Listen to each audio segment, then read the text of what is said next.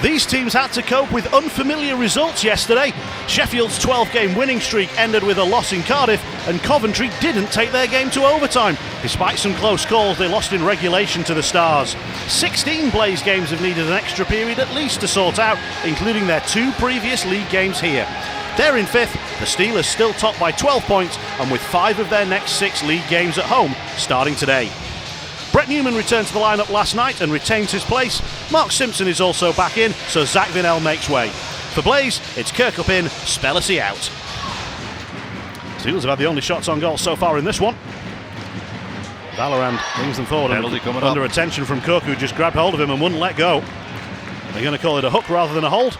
Either way, Cook sits. Yeah, for sure. Yeah, it's one of those ones not really necessary to take. You've got 2 defenders in front of you. You're on a back check. And you can see that the stick is still stuck underneath Valoran's arm. Steelers battle back to get it again. Watling, no shot this time. Cormier, back for Watling. Steelers trying to get it across to the far side. Now they do. Comes to the near side and gets by Watling. Nichols picks up the pieces. And that loops high in the air. And the 2 10s collide in the corner. Usela quickly on the scene. Now Cormier can move in, he'll dish it across. Chance for Balmas! The Steelers' power play comes to the party, and the Steelers are in front. Yeah, Mitchell Balmas doing whatever he can. It's the release that beats Cozen here. If you watch the release that comes through, it's a well-worked play on this side with Watling and Nichols up, but then the release comes through. And I don't think Cozen picks it up. It's a pretty good shot, to be fair. I mean, he had a couple of high testers there, but it's a good hard work here. Sheffield work hard to get the puck back and retrieve it. Cormier spots Balmas where he likes to be, and then whether Cozen thinks he's going high upstairs. And they do need to generate more offensive chances, though. Just the 1 shot on goal so far. This one will get through. Save made, and then another one as well on the follow-up from right in front. Greenfield with the blocker stop on the long-range effort. And then the wrister that came in from close from McNulty. Neither team has been particularly crisp on the transition in this game. Lots of plays have broken down in the neutral zone. Oh, that was an unfortunate turnover. The Steelers will get a 2-on-1 here. Oh, and Ciampini's shot was well blocked by Brady Norrish. Yeah, saving there for sure. As Blaze tried to get out of the zone, hit their own player, and wow, give themselves a 2-on-1 in the last sort of 7 or 8 seconds. You really didn't want to give one up there. Ooh, some stuff behind the play here. Dowd getting a little whack in the face. I'm not sure what caused that. My eyes were elsewhere as the period came to an end, but first sign of rough stuff here in this one. There's Usela again. Watling's the option inside. Now outside he is. Saucerman. Across to Diffley. Balmas. Steelers moving the puck around. And they move it into the danger area. They'll throw it in goal and they'll score! They've got a tip in front and the Steelers strike early in the second. Looks like Usela's touch. I was going to say it's very reminiscent of the first period. Sheffield had some pressure first off in the first period. And then Saucerman here does exactly what Coventry were doing. Get the puck past the first guy coming out to try to block the puck. After some good puck movement, as you said in the commentary, as you're moving it around. Dudek switches it to the far side. It's too far ahead of Luciani. Saucerman skated it into trouble and then lifted it clean into the crowd. Yeah, it wasn't even close. That's 15 rows deep. Ciampini replaces Simpson. And Curran brings Coventry across the line.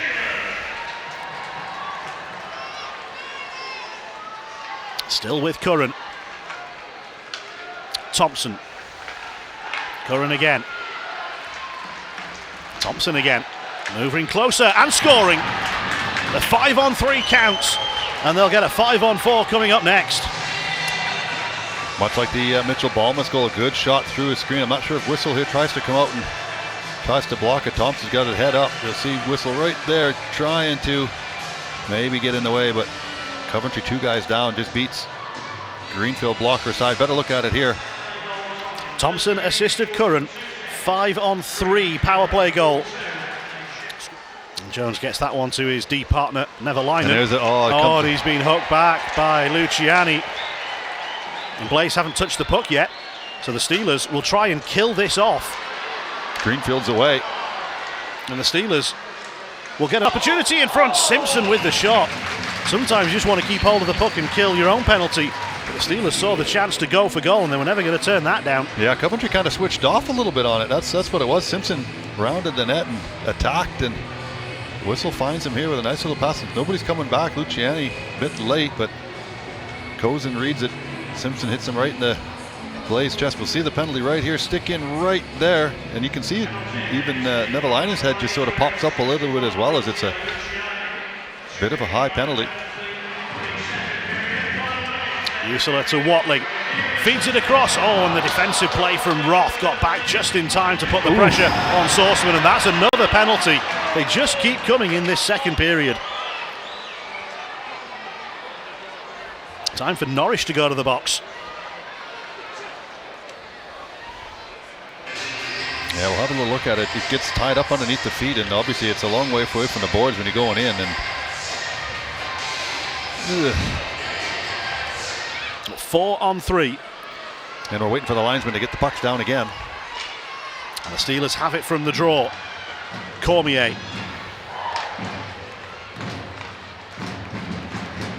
Balmas is near side.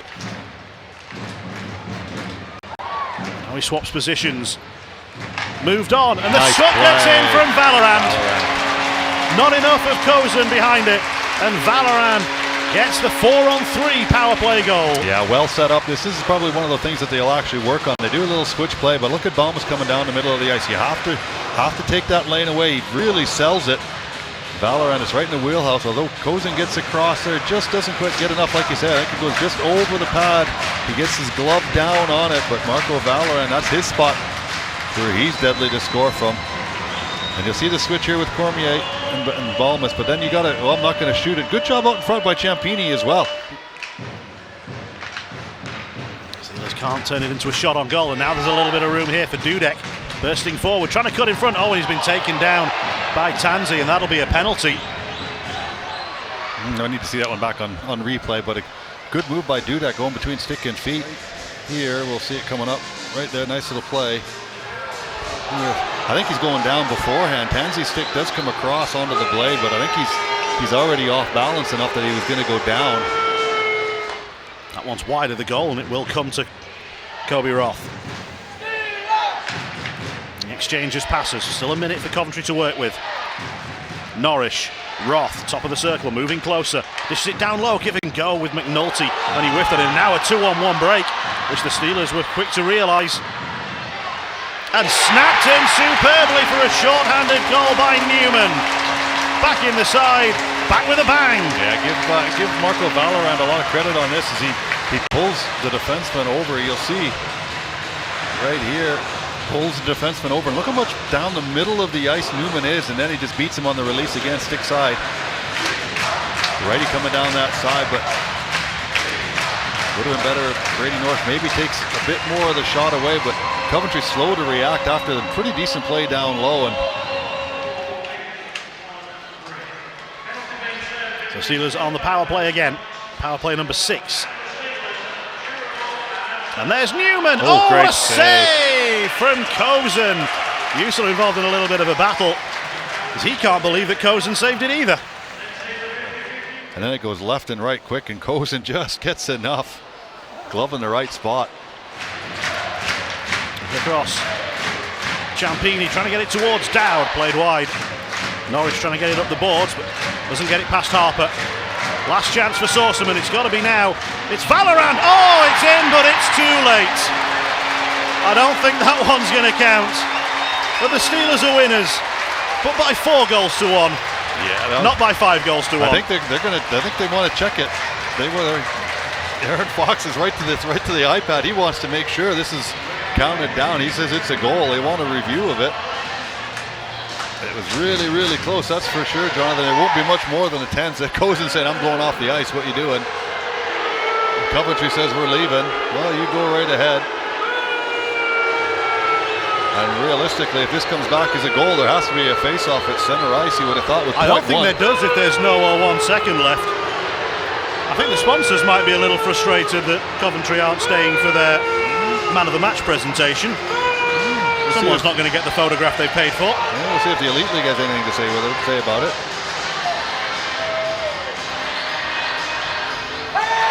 At the end of the day, a bit poor sportsmanship by Coventry. Well, one of the Coventry players has just gone down there and said, come back. Exactly. I'm not sure who that player is, but let's identify them because they deserve a hat tip.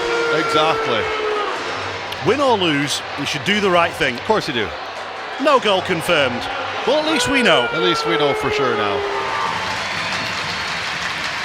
The Steelers' man of the match is Mitchell Balmas. He got the scoring started with a 5-on-4 power play goal. He added an assist later as the Steelers ran out 4-1 winners over Coventry.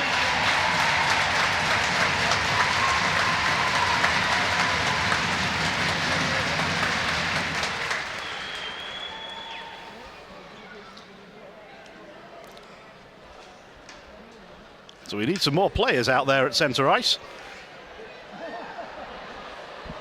And I think Balmas is going to do some bowling. Into the pocket. And they all fall down. Mitchell Balmas is leaving no splits right now. Strike after strike after strike.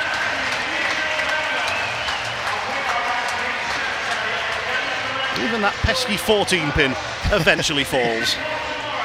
Stubborn as always. Coach, your immediate thoughts following that victory? Well, yeah, happy to bounce back after last night's loss. You knew it was going to be a hard night tonight, getting back late in the morning or early in the morning with their early start today. Expended a lot of energy in Cardiff last night as well. Wasn't a perfect game from us for sure. I loved our third period. I thought we pushed back really, really hard in the third, winning hockey there. Special teams was dialed tonight. We were 7 for 8 on the penalty kill with a shorthanded goal, which I think was the story of the night for us. And then our power play had 2 goals as well. So, you know, some mental mistakes in the second period that cost us and gave them some opportunities. And Greener held firm like he always does and got it done. Never want to take any penalties, but a pair of delay of game penalties and then a too many men penalty must be driving you crazy on the bench. Yeah, it's tough. I mean, the first one there it's a puck that's in midair that we just try to make a play on. There's not much fault there. The second one, you know, we have the puck on our forehand and then we pull it to our backhand to make a play that we probably should have just made a hard play on our forehand, and it costs us. They end up scoring a 5-on-3 goal in that situation. The too many men there is, you know, we end of a power play. We go with 4 forwards, so the D's got first forward off the ice there, and a forward jumps for that first forward, as does the D in that situation. So a little bit of mental mistake. Mentally, we weren't great in the second period, but that's, you know, we're not going to be perfect every night. And like I said, I thought we started the game very, very well and ended the game very, very well, and our special teams was the difference. I think it says a lot about the team in the second period that you can be outshot 18-7, go short-handed 5 times and come out of the period with a 2-1 win. Yeah, I think 13 of those shots, 14 of those shots were off their power play. I thought they moved it around very, very good. We kept them mostly perimeter, you know, for the most part, and we had some guys that were eating pucks tonight. Great to get Simmer back, especially if you're going to have 8 penalty kills. Having your best penalty killer back in the lineup was a huge get for us as well. And a short-handed goal from another returning player, Brett Newman, back in the lineup yesterday, and a short-handed goal tonight. Yeah, it was nice to see Brett get that one. You know, he been a long way back for him, 5 weeks, so it's, you know, he's definitely not at the level where I think, you know, he wants to be or we want him to be, but it was a good weekend to get his feet wet a little bit, take some contact after the injury that he had, so now he knows that he can get through a weekend like that, and I think he'll just get better and better. They came into the lineup at the expense of Zach Vinnell and also Scott Allen this weekend. What can you tell us about the latest on his situation? Yeah, Scott was just an upper body niggle. Little bit of a weird one at the end of the week. You know, didn't expect him to not play, but just seized up a little bit. So, you know, he got better as the weekend went on. We had him in this morning for a small skate and just wasn't at a place to get him to go, but we hoping for next week. One player who's not featured much in the last few weeks is Anthony Marone. Will you be looking to get him in the lineup at some point over the next few weeks? Yeah, definitely. Also a very tricky one in the situation that we're in right now. You know, there's been a couple thought process in my head to get him a game here or there. It just hasn't worked out, and you know, there's a dynamic there with when you have a number one like Greener that goes into these types of decisions too. All season long you've been the road blokes, but starting with today it was a run of 6 in 7 at home. You've got to be the hometown heroes now. Well, we've been very good at home. I think we started the year with all three of our first three losses were all at home, I believe, and we went on that huge road run. But I think we've been outstanding in this building the last few months. Danny, your immediate thoughts following tonight's game? I mean, it was, I think, one of those a bit of a crazy games. They always seem to be dramatic games in Sheffield, but obviously a lot of penalties on either side.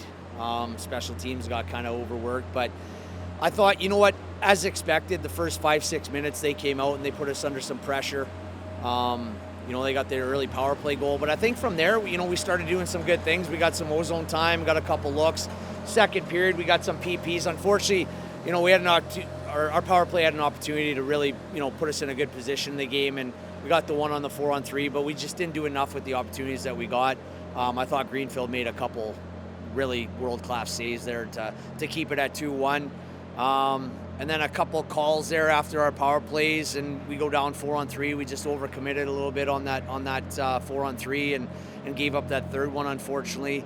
Third period, I thought, a little bit even, and then I think once they got that fourth one, we got caught pushing a little bit there on the PP, and they got in behind us and got a shorthanded goal. And I think from there we just started pushing a little bit, chasing the game, and gave up a few chances. But Cozy made some big saves there to keep it at 4-1. But all in all, I thought, a goal here, a goal there. This weekend we haven't been able to finish our chances.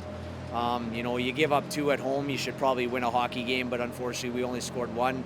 We only scored 1 tonight again, and like I said, our power play, I think we ended up with 8 opportunities. You got to do better than get 1. Does it feel like a bit of a missed opportunity given that second period to outshoot the Steelers 18-7 and have those 5 power plays, but just come away with a period that you actually ended up losing? Yeah, well, I think they had 3 or 4 power plays in that period as well. But yeah, absolutely. I think we could have stamped our authority on that game and at least got back level or even maybe 1 ahead. But then you finish that period, you're down 2. You give up that late one. So yeah, I mean, it's and again, that goes back to finishing and getting goals. When you're not scoring goals, it puts pressure on the rest of your game. Your PK's got to be great. Goaltending's got to be great. You got to defend almost perfect. And against them, they don't need a lot. They didn't have, I think up until, the last 5-6 minutes, I don't think they had a tremendous amount of grade A's, but you make one mistake, it's in the back of your net. They've got that quality. So yeah, unfortunately, I thought we deserved better, certainly tonight and this weekend, but you know what, we'll pick ourselves up and we got to move on.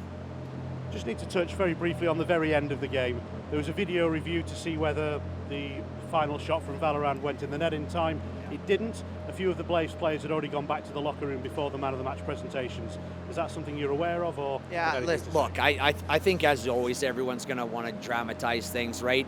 I don't think there was any malice in what my players were doing. I think there was a little bit of miscommunication there. You know what? I don't agree with it. I was trying to call them back. Absolutely. Some of them recognized it. But you know what? Emotions were high this weekend. We got stung by a horrible call last night. Cost us a game. And then tonight, a dramatic game. There's penalties all over the place. The guys are emotionally spent. I think it was just a miscommunication. I don't think there's any malice. I don't think there's any disrespect meant by it. So I know people dramatize it, but I don't think there's anything there. Let's look ahead then to the final quarter of the season. It's extremely tight in the middle of the table. How well do you see yourself positioned for a late run? Well, I mean, it's tight. We're not as well positioned as we were coming into the weekend. But look, there's a lot of hockey left. There's going to be a lot of ups and downs still left to go. So, we just got to take it one game at a time and try to control the emotions a little bit more and kind of the highs and lows of games. We've been caught this year kind of when we're playing good hockey and we get leads, we're riding those leads, and then all of a sudden we tend to switch off a little bit, and at the same time our start's got to be better. There's a lot of things I could go through, but our details just got to be better more for 60 minutes than they have been the last couple of weeks.